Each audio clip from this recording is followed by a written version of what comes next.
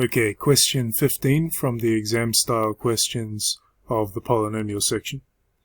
Now, I had a go at this question and it seems there is a problem with it. So if you spent a long time on this question and you weren't sure why you weren't getting the right answer, you'll be relieved to hear that. Okay, so the equations x cubed plus px squared plus q equals 0. P and q are non-zero constants, and there are three roots, alpha, beta, and gamma.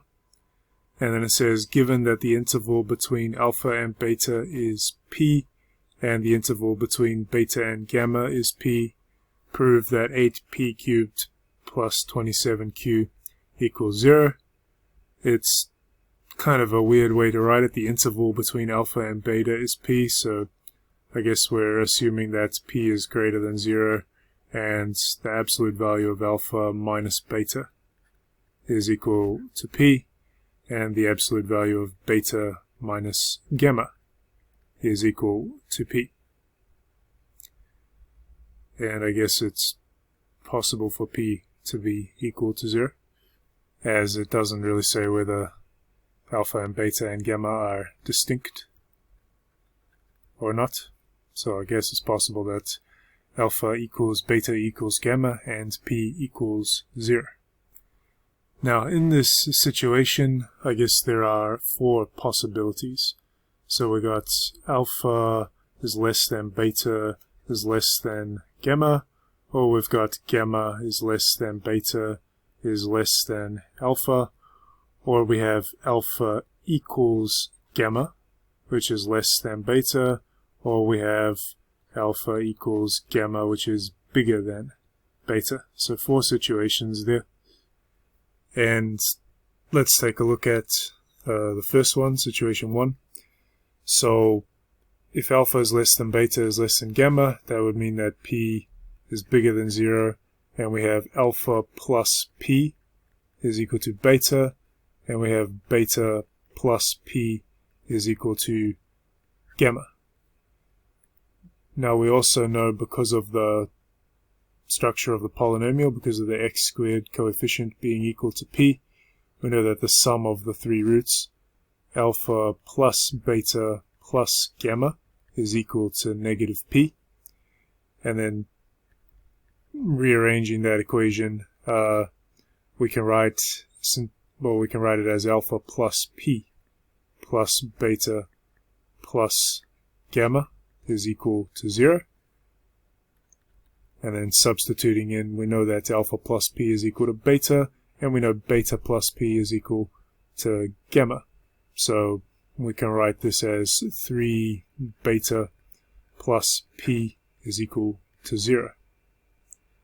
And so immediately from this, we can get that beta is equal to negative p divided by 3. And we also know that beta is a root of this cubic equation here. So that means if we substitute in beta, or negative p over 3, into this equation, we should get 0. So negative p divided by 3 cubed plus p times negative p over 3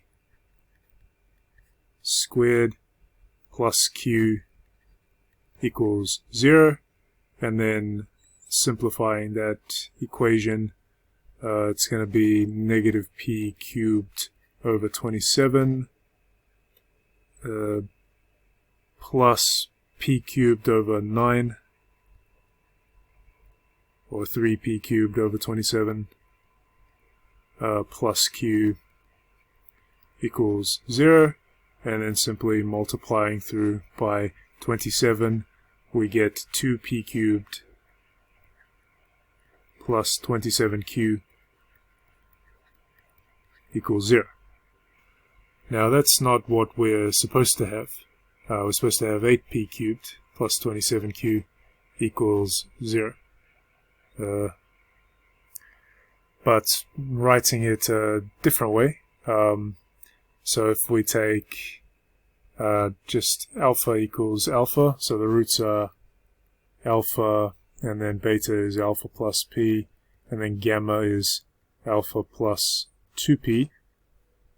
then we know the sum of these roots is 3 alpha plus 3p, and that should equal negative p, as p is the x squared coefficient in this cubic polynomial.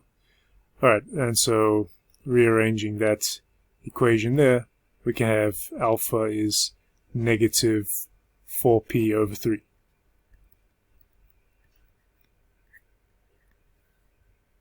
Now alpha is also a root of this cubic equation, and if we put that into the equation, we get negative 4p over 3 cubed plus p times negative 4p over 3 squared plus q equals 0, and then rearranging, well, expanding this thing out, we get negative 64p cubed over 27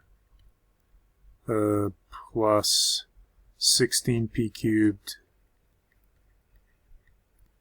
over 9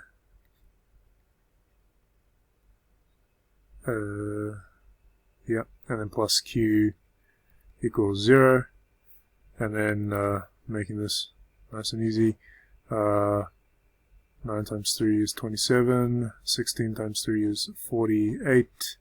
So according to that thing, we also have, what is that, negative 64 plus 48, that is 16p cubed over 27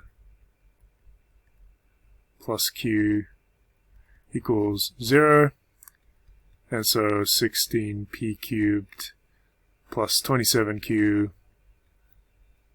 equals 0. And so we've got this thing is true, and we got this thing is true. Just clear myself a bit of space there. And of course that is a problem because, well, this implies that p equals 0. Because if you subtract 1, or if you subtract,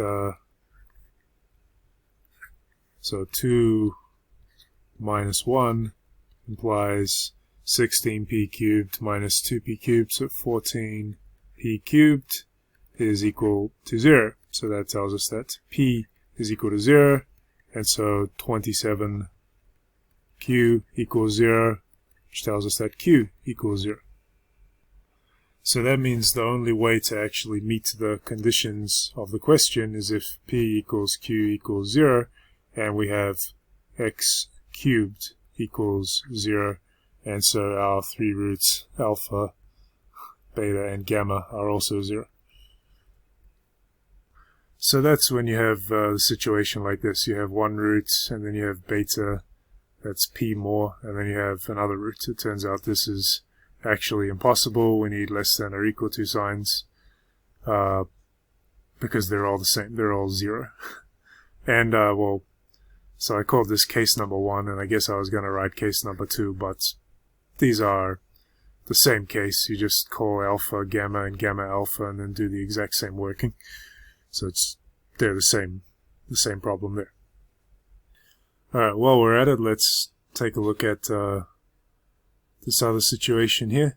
So we got two of the roots are the same, and they're different from beta.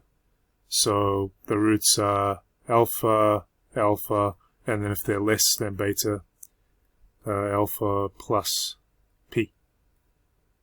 Then, so those are the roots. Then, same as before, if we add them all together, we get 3 alpha plus p equals negative p. And so from there we get 3 alpha equals negative 2p. And so alpha is equal to negative 2p over 3. Substituting it into our polynomial equation, we get negative 8p cubed over 27 plus p times this thing squared, so 4 p cubed over 9, and then plus q equals 0. And so that's the same as 12p cubed over 27. And so that gives us 4p cubed over 27 plus q equals 0. And so 4p cubed plus 27q equals 0. And I'll leave it to you to confirm that if you consider the roots as beta minus p, and beta minus p, you end up with exactly the same result.